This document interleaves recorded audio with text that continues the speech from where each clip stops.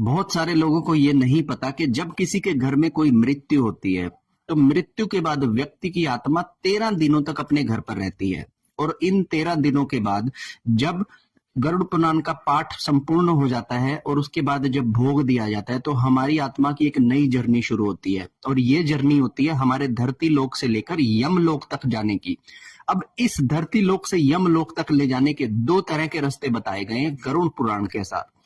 गरुड़ पुराण में कहा गया कि अगर आपने बहुत गंदे कर्म किए हैं तो आपको तरह तरह के नरकों के बीच में से गुजार कर ले जाया जाएगा, और अगर आपने बहुत अच्छे कर्म किए हैं तो आपका यमपुरी तक जाने का रास्ता बहुत ही सुगम रास्ता होगा।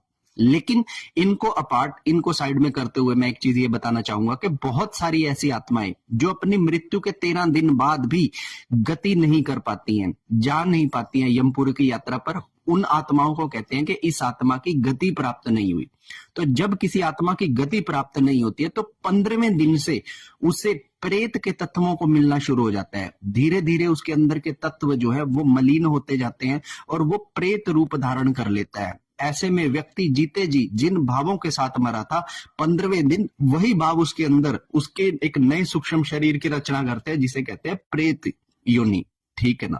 और ये प्रेत योनि के अंदर जब व्यक्ति रहता है तो उसकी जो प्रवृत्ति होती है वो उन्हीं प्रवृत्तियों से प्रभावित होती है जो जीते जी उस व्यक्ति ने रखी थी।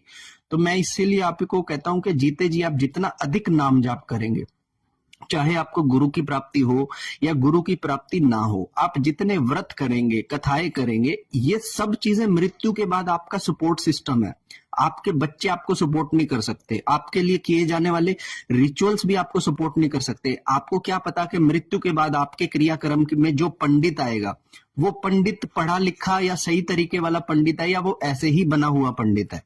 ठीक है ना। तो इससे अच्छा ये है कि सामने वाले की तैयारियों को ना देखते हुए हम अपनी मृत्यु की तैयारी भी खुद से ही करें और जीते जी जितना नाम जाप कर सकते हैं उतना नाम जाप करें ताकि हमारी आत्मा की सही गति हो।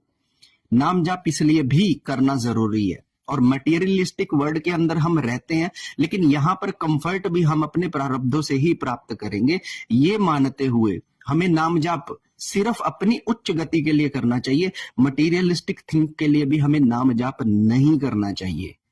तो आशा करता हूं कि ये बात आप लोग समझेंगे और अपने नाम जाप के अंदर ये फर्क लेकर आएंगे।